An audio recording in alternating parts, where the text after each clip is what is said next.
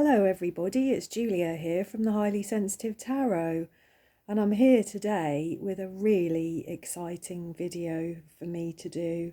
Had a new deck arrive yesterday, all the way from America. I ordered this maybe 10 days ago, maybe not even that actually, from Reese Marin's website. And it's the Pensive Path Tarot, and I've been so excited to get this tarot deck. It's my first proper indie deck, really. Most of my decks are mass market decks, so it's my first sort of proper indie deck from a designer, from a creator. And I first saw Martin on Martin's Musings giving his first impressions of this deck, and I just absolutely fell in love with it. It's it is a pensive deck. It's not a cheerful deck at all, but I don't know, I just resonate with it really strongly. So I've been so looking forward to getting this deck. It arrived yesterday afternoon, so yeah, I'm going to show it to you today. It comes in this little sort of tuck box, which I have to say is not fantastic, but I'm not precious about boxes that decks come in. The cards are far more important, so I'm not really fussed about this, but it's quite plain and quite flimsy, I suppose, but it has been autographed by Reese, so I'm really pleased about that. On the back of the little box there's some writing, and it says, "Explore the unexpected and broaden your understanding of conventional tarot archetypes. Embark on a curious journey when you unlock this mysterious treasure trove of masterful artistry, intriguing symbolism, and allegorical substance." So this is the first edition, and I ordered this from Reese's website, which is the curatedcard.com, which I will put a link to in the description. As I said, I saw it on Martin's Musings channel, and he also interviewed Reese on his channel, and it was great to see Reese talk about her deck actually. So this is copyright 2022. This is a brand new deck from Reese Marin, and 78 cards, one blank card, which is nice. There's 5 bonus cards in this deck, and actually they have taken the place of a booklet or a little instruction book, and they're double-sided cards, and they feature keywords, numerology, astrological associations. There's an artist index, which is really nice, and there's a custom Pensive Path pivot spread also. So yeah, so it also came with this lovely bookmark, which is really nice. I shall use that in my, at the moment I'm reading Roald Dahl's Tales of the Unexpected, which is really reminiscent of my childhood growing up watching those programs. I'm reading that, so I think actually the Pensive Path bookmark will go very well with Roald Dahl's darker sort of humour, his black comedy. So let's have a look at these cards. As I said, I did ask for the box to be autographed, so I'm really chuffed about that. But here's the cards. They've got quite plain backgrounds. There's absolutely nothing special about those, which again is fine because I'm not especially precious about such things. Here's the blank card, which is really nice because if you damaged one of the cards in this deck, you could make another one, or you could use this as anything really. You could use this as sort of like a wild card, I suppose. And then we've got these bonus cards, which, as I said, they they have keywords for the cards on them. These are the major arcana keywords. And there's literally 3 or 4 words plus the planet and the astrology associations with each of the cards. Then we've got the minor arcana. We've got some numerology, which is nice. We've got a card here with all of the artists listed. Look at all those. Look, loads of artists on there. I don't recognise, well, a couple of them I recognise, but not many. I think these are quite obscure artworks, many of them. More minor arcana. There's the Pensive Path Pivot spread, which is quite helpful. Some more minor arcana, and then the Pensive Path Tarot. And as I said, you can buy this deck at thecuratedcard.com. I think if you live in the UK or Europe, you would need to go to Reese's website to buy this deck. I ordered it over from America, and I think if you live in America, you can order it from Etsy, possibly as well.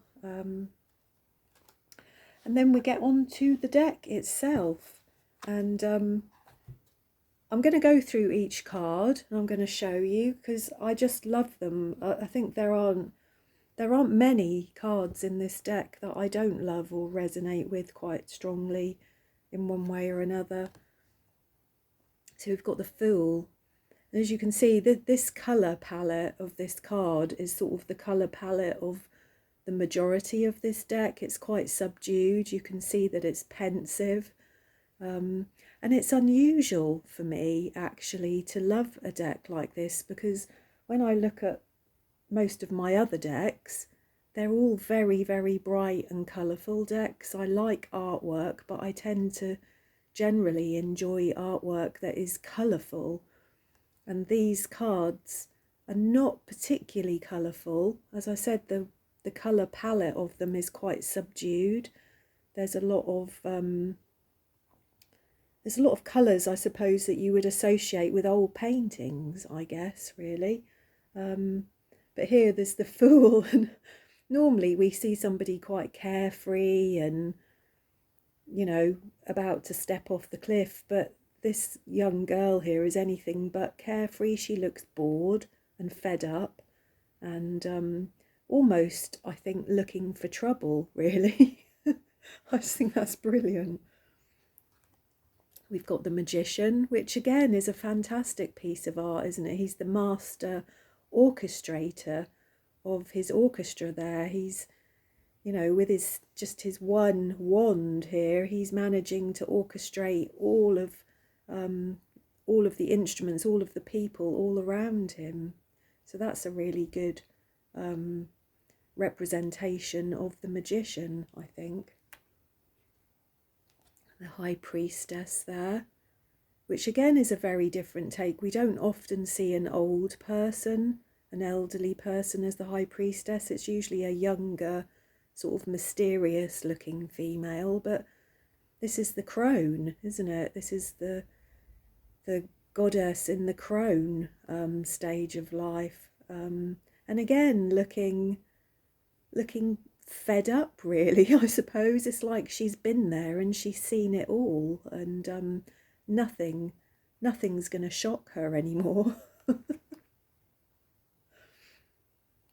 Then we've got the Empress, which is beautiful, and again a very, very unusual take on the Empress. This is usually a fertile female, often pregnant, and this is a young girl, and bless her, look, she's got all the ribbons up her leg and her fancy little shoes there, and it looks like she's been dressed up for a party, doesn't it? So yeah, I really like that. And we've got the same theme going on here with the Emperor. We've got a young boy who looks, you know, he's got a sword that is almost as big as he is himself, isn't he? And he's got to grow into that throne and grow into his sword, hasn't he? We've got a similar theme with the High Priestess going on with the Hierophant here. We've got an old person. He looks kind of Russian, doesn't he? He reminds me of like, who is it? Rasputin. That's it, Rasputin, I think is who he reminds me of. But somebody, again, who's been there and seen it all. Nothing's going to shock this man. He's very wise, I would say. We've got the Lovers, which is very simple and very beautiful. I like that. The Chariot. And that's interesting, isn't it?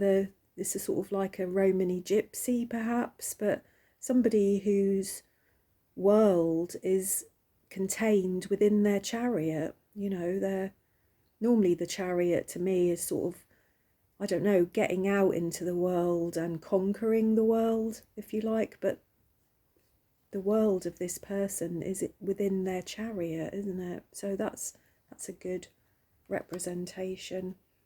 This one here, Strength, I think has got to be one of my favourite cards in the deck, certainly of the major arcana. This is brilliant. You know, the amount of self-discipline and inner strength that it would take this dog to not eat those sausages and to sit there with them on his nose. I guess until his master says that he can eat them is just brilliant. It really, you know, that is digging deep, isn't it? That's inner strength for sure.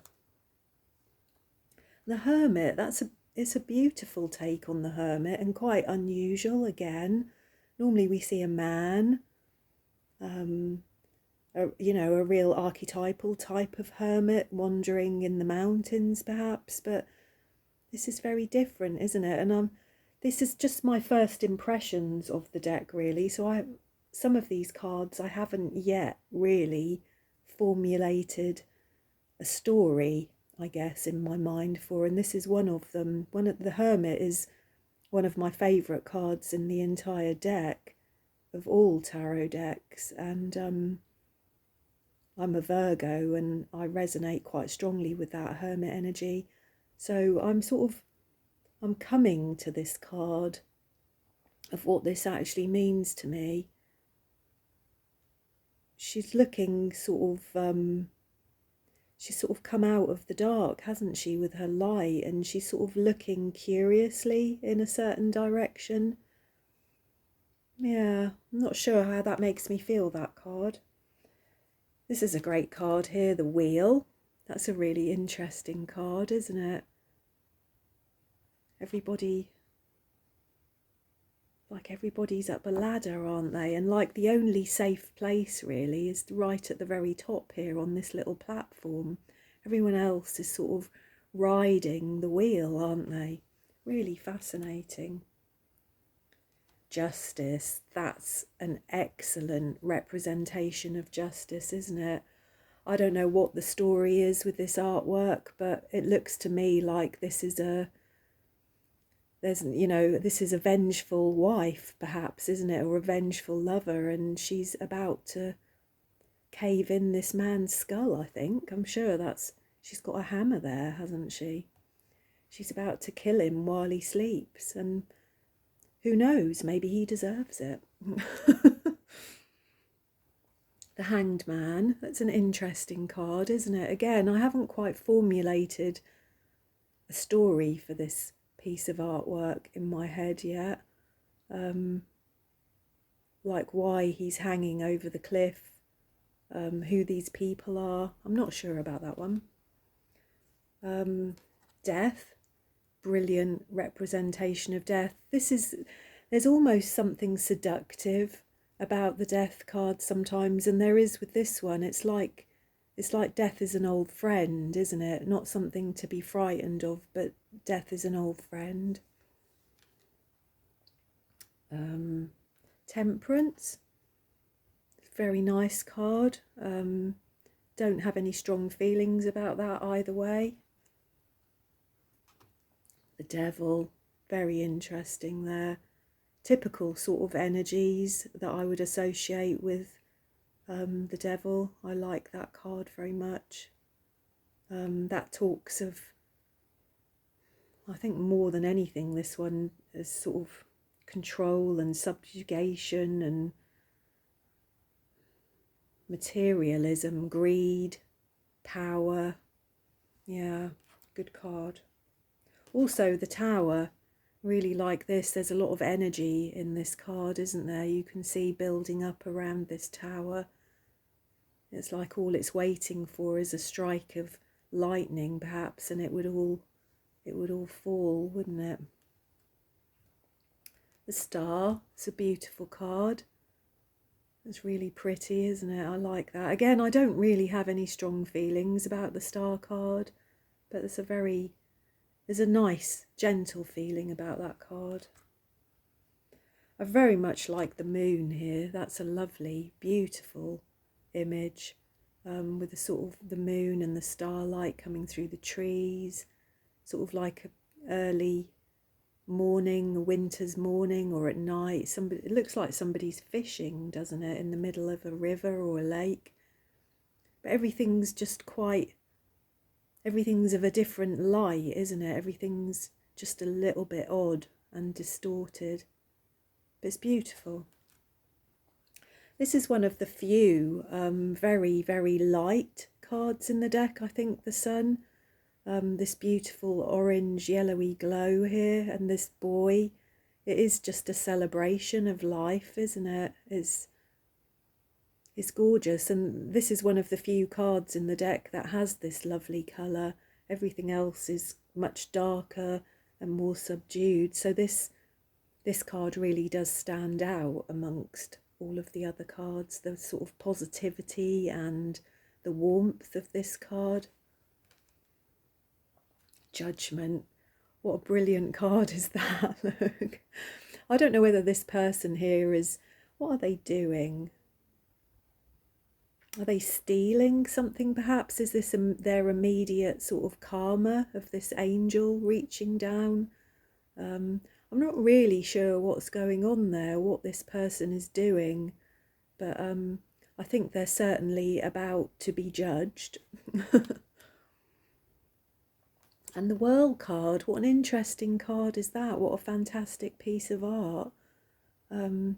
It's almost like these are all the different aspects of the life that this person has lived, and they're coming to the end of their life here, I would say, looking at them. But really, really interesting piece of artwork there. And then we're on to the Minor Arcana, and we've got the Ace of Wands. So this is like the spark of life, isn't it? It's the creation of new life, new growth, expansion. Really interesting. I like that. This is a lovely card, really a bit different actually, I think, from the other ones as well, the Two of Wands, and you can really see sort of like the indecision and the hesitation with this man. Should I go out? Shouldn't I? Do I need my brolly? Don't I? You know, you can see that all going on in that picture. And again, with the Three of Wands, this is a card of travel and movement, and yeah, we can see that all here, can't we? You know, this man is waiting, isn't he? He's waiting perhaps for his ship to come in. Four of Wands, this is a beautiful card. Again, I'm not entirely sure what's going on here with these people. This looks like, because the Four of Wands often makes me think about marriage, and as this is an old-fashioned card here, and we've got two females, haven't we? I'm not entirely sure what's going on here. So if any of you know or have any kind of interpretation of this card, I would love to hear in the comments about any of these cards actually that you have a different take on or a different interpretation of than me. That would be great to hear. It's another good card, the Five of Wands. There's a little bit of conflict going on there. There's a little bit of, looks like women fighting. There's some pulling of hair there. some conflict going on there. Then this beautiful Six of Wands, and she's just, you know, this is real success, victory. You know, she's in the centre of this circle with all eyes on her. It really is, look at me, isn't it? Look at me, look at what I can do, look at what I've learned, look at what I've achieved. The Seven of Wands. And again, I really like the sentiment in this card, and I often think in cards where you can see a bare neck or a bare back, there's an aspect of vulnerability to that bare sort of flesh, the exposed neck, the exposed back, and this is quite defensive, isn't it? I guess it's quite defensive. Beautiful Eight of Wands. I don't know whether they're cranes. Quite oriental, I guess, that card, isn't it? Really nice. And then the Nine of Wands. I'm not quite sure what to make of this. I have looked at his face a couple of times here, and it's just like, I don't know. He's like, please come and help me, someone. You know, I'm here all on my own. Maybe everyone else has died and he's left in his little bunker there, trying to defend the line against his enemy. I don't know, but there's a desperation, I think, to his face and to the energy of that card. Now this one, the Ten of Wands, although this is quite colourful, I'm not sure whether I like clowns particularly. I've always found clowns to be quite spooky, to be quite sinister.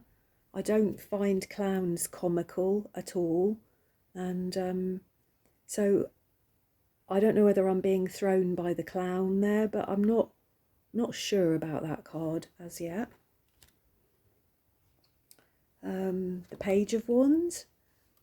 Really nice card there. She looks like, again, she's got a look of trouble on her face there, that young girl. She's like bored, it seems to me, wanting to get involved in something or do something. And we've got the Knight of Wands, which is really good image of the Knight of Wands. The Queen of Wands. Again, you know, I associate the Queen of Wands with somebody being really charismatic and magical and creative. And here we see another female sort of looking vaguely bored, I suppose, really. Not fully in her energy. Perhaps waiting. I'm not sure. Not sure. The King of Wands. There's a kind of arrogant, cruel streak about his face there. You know, he's a conqueror, you can see. He's a king. Yeah, there's a cruelness to his face. I'm not sure. Again, he looks a bit bored. Then we've got the Ace of Cups, which is very simple but very powerful. I very much like that card. That's lovely. The Two of Cups, which is a really nice sentiment, actually. Excuse me, because the Two of Cups doesn't have to be about a romantic relationship. It's about a connection, an enduring connection that really matters, that you feel. And this could be father and son. These could be friends. Yeah, really, really nice sentiment to that card. This card, the Three of Cups, is beautiful. I think this, like the Sun, is one of the lighter cards in this deck, because many of the energies in this deck are quite heavy and quite dark, which I do enjoy, but this is lighter, and I love the colours. I love the movement in this card. You can really see in the way that it's been painted the movement and the energy of these people in this card, and the connection of the people in this card, I really, really like that. And again, the Four of Cups, look at her face. What a wonderful face. She's really just like not fair at all. That's a face that's trouble, isn't it? Potential trouble there. The Five of Cups, a sad card, I think that, but also paints a very clear picture there of the sentiment of the Five of Cups, that sort of despondency and despair. Yeah. The Six of Cups, what are they holding there? I'm not sure what that is, but that's a beautiful card, isn't it? You know, the sentimentality, the childishness about that card. I think it's a fish, isn't it? I think they're bringing a fish in. I think that's what they're holding. I'm not really sure, but I like that. That's nice. There's an innocence about that card. The Seven of Cups, that's an interesting card, isn't it, really? All the different faces there. Choices. Assessment, perhaps. The Eight of Cups, what a brilliant card is that. Look, the person's just gone, aren't they? You know, we can see the slippers there, the door is ajar, and we know that that person has left. They've just gone. There's a very final energy, that. The Nine of Cups, that's beautiful, isn't it? The balloon lady, I really like that. And again, the Ten of Cups, we've got another clown. Again, I'm not sure what to make of the clown. The Ten of Cups is normally a beautiful card, a beautiful energy. And I think if this was anything but a clown, I would see this as a beautiful energy, this man with his dog and his puppies. But I don't like clowns. So it'll be interesting how these cards with clowns on pan out for me. The Page of Cups.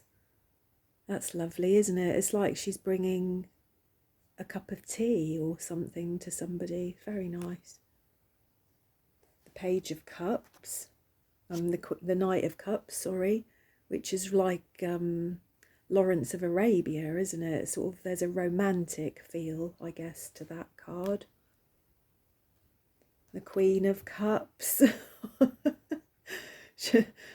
This is the emotional Queen of Cups, isn't it? She's just lost in her own thoughts, her own daydreams. You know, who knows what she's thinking about, but she's miles away from where she is in reality. And the King of Cups here is desperately trying to get miles away from his reality or journey to a new land, isn't he? Yeah, interesting. Now the swords. Look at that, look, wow, the scalpel and the blood. And I guess that is an accurate representation of the Ace of Swords at times, isn't it? It's precise, to the point,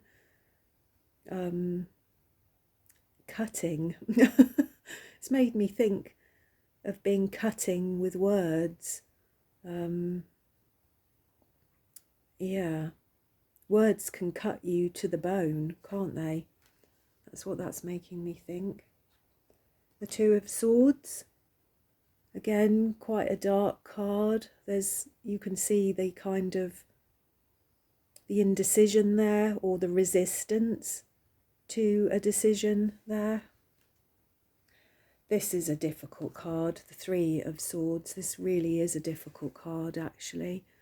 Again, I'm not sure how I feel about this, because at first sight, I thought, well, this is a very small child that perhaps doesn't know that they're hurting this bird that's in their hands.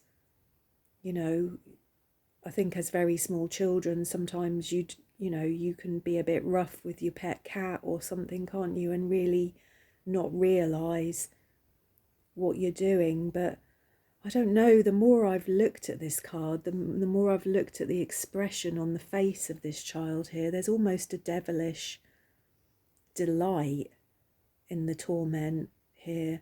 So I'm not sure how I feel about that card. The Four of Swords. It's just time out, isn't it? Can't be a clown anymore. You know, time out. This one, the Five of Swords. I'm really not sure what's going on in this card. I'm very drawn to this card because I love the yellowness. I love this ochre sort of colour. I like the strong colours in this card, but I don't know whether it's just my eyesight, but I'm not entirely sure what's going on in this card. It looks like there's blood on a sheet here or on some clothing. I don't know whether this boy has done something. I'm not sure what's going on in this card. And again, I would be very grateful if anybody thinks they know what's going on in this card and would like to tell me. These are my first impressions, and I'm sure that over time I will build a story around all of these cards. We've got the Six of Swords there, which I like very much. We can clearly see this sort of need to be shepherded away, to be taken away to calmer waters. The Seven of Swords. It's an interesting card there. I'm not sure whether this is the sort of thief card. Somebody's sneaking around there, aren't they? The Eight of Swords. I think this man is probably pulling a boat, isn't he, along the river, or a canal boat or something. He's sort of leaning into the task, the effort of the task. Interesting. The Nine of Swords, very dark card here. This, you can see the absolute torment, not just mental but physical torment of this person here. It's almost like they're possessed by something, isn't it? It's a very dark card. As is the Ten of Swords. There's a man just squashed flat in the snow. I don't know whether somebody's killed him and walked away, or whether he's just walked there and collapsed in the street. I don't know. But it's certainly the end of him in his current incarnation, isn't it? It's a pretty final position to be in. You know, whether somebody will come along and find him and rescue him, or whether he'll die there in the street, I don't know. But yeah, that's a difficult card, isn't it? What have we got here? The Page of Swords. Again, I'm not entirely sure how I feel about this card. And it is important to me how I feel about cards. Cards grow on me. I kind of develop a story line with cards over time. I tend to think of the Page of Swords as being somebody very curious, like a detective, somebody inquisitive. Whereas I'm not sure what's going on here with this boy. It looks like he's got really cold toes. We've got the Knight of Swords there. This is like a charge of the cavalry, isn't it? That's all the blades in the air. I don't know. Yeah. That is not artwork that I would ever choose to look at. I don't like artwork that revolves around wars and things that I consider to be sort of needless, pointless suffering and death of people. So there's something incredibly ruthless and sad, really, about that Knight of Swords energy. The The Queen of Swords. This is really not what you'd expect. It's a beautiful card, isn't it, with her yellow and green there. You know, the Queen of Swords is often somebody quite subdued and sombre, sat upon her throne, usually quite lean. I often think of this Queen of Swords as being somebody lean or thin. But this is a very plump lady. Yeah. Not really sure what story I've come up with about her yet. The King of Swords, this kind of fits, that the King of Swords is a butcher. I've often thought to myself, you know, although I do eat meat, I'm very soft and mere-hearted about animals, and I really do struggle with the thought that an animal has to die for me to eat it, and I could never, in my wildest dreams, be a butcher. I think it takes a special sort of mindset to be a butcher, and somebody not particularly in touch with their emotional state, perhaps. Not sure. Now we're on to the last suit now, because I realise I've been waffling for a while, but I've been so excited about getting this deck, and I really did want to do it justice. So this is the Ace of Pentacles. That's a nice card. The Two of Pentacles. It's interesting. I like that very much. I like the sort of ancient earth aspect of that. That it's very earth-centered. There's earth magic going on in that card, isn't there? The Three of Pentacles, again, a very dark card, but also actually quite a relevant, quite a pertinent card, because this is the discovery of a body, isn't it? What it takes, what's inside us, what we're made of, how we're put together. And I guess it's only by looking closely that we've ever learned about ourselves, about what we are and who we are and how everything works. There's a skill, isn't there? There's a collaboration and a skill here between these people. The Four of Pentacles. That sort of energy of it's all mine. It's not for you, it's for me. Oh, the Five of Pentacles. That's a very sad card. I mean, it's hard enough, all these people here in the snow anyway. They all look quite poor people, but him, you know, on his knees, naked in the snow. But there's also, I guess, when you look at it, there's a kind of martyrish kind of energy about this man, isn't there? Because perhaps if he went and asked for help, somebody would help him, but, you know, I don't want to say that he's chosen to be this way, but there is sometimes that energy about the Five of Pentacles, isn't there, of that sort of, that, you know, of not seeing the help that is around you. Yeah, that's a very sad card. We've got the Six of Pentacles here, which is, although it's a clown type person, I do like this card very much, because this is showing you that there's always a price, isn't there? You rarely get something for nothing, and this dog is only going to do his trick if he gets his treat, isn't he?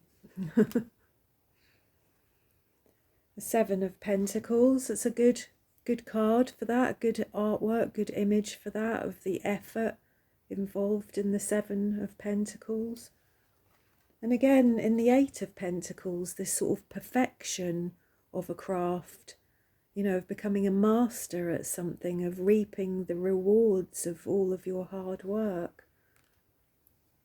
And the Nine of Pentacles is one of my favourite cards in this deck, just in terms of, well, because it's so different. Like I said, I think the Three of Cups is full of a beautiful energy, as is the Sun. And the Nine of Pentacles also, you know, you can see that this woman here is living a good life, you know, And most of these cards don't represent people living a good life, do they? So it's nice to see this beautiful woman here in her yellow dress, just enjoying life. The Ten of Pentacles, I think, is very interesting as well. It's a really good image. It's a good piece of art. And you can see the sentiment of the Ten of Pentacles here, the kind of the security, the richness of this family, the connections here, the support of each other. You can see that kind of the strength in that, can't you? The Page of Pentacles, really interesting here. She's got a head.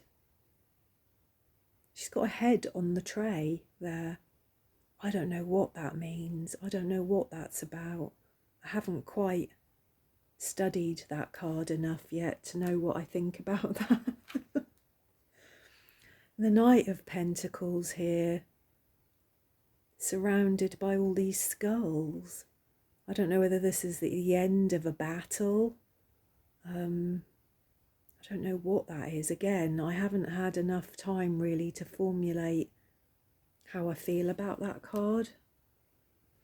Queen of Pentacles is beautiful here. Really, really like that. That's a nice Queen of Pentacles. I get who she is totally. And then lastly, we've got the King of Pentacles, which again, he's counting his money, he's looking at his money, he's weighing things up. Yeah, he's the King of Pentacles, isn't he? Taking care of business, I guess. So yeah, there we go. I hope you enjoyed that. I realise I've waffled on for 40 minutes and I don't normally take that long to give my first impressions of a deck, but I think this deck deserves it. I mean, it's obviously taken Reese a long time to sift through all of the various artworks and find things that resonate with the energies and the archetypes of these cards. I absolutely love it, and I will be using this as my own deck study for a period of time. So you may not see it in any of my readings for a while, but I will be using this in the background and getting to know it and developing a relationship with this deck myself. And I hope to use it in some readings very soon. But I love it, and I hope that you've enjoyed this video. I hope you've enjoyed looking at all the cards. And like I said, if you have a different interpretation of these cards, or you see something differently in them, or you've spotted something that I haven't seen, I would love to hear in the comments your take on them, because I think that there's a kind of ambiguity about some of these cards that you don't see in some other decks, I guess. An emotional ambiguity, I suppose, about which way you could go, which way you would feel about the energy of these cards. So yeah, I would love to hear what other people think about them and other people's impressions. And I hope to see you again soon with another video. I'm going to carry on with my Learn Tarot series. So I think I've got the Aces to do next. And I'm also going to do a little video on the suits of the cards as well. So I hope to get round to those soon, but I've been busy and not that well really recently. So this is the first time that I felt like sitting down and doing a video in quite a while. So I really do hope you enjoyed that, and I would love to hear any of your comments, please, in the comments below. That would be fantastic. So give me a thumbs up if you like this video, and please do subscribe if you haven't done so already. And I look forward to seeing you again soon.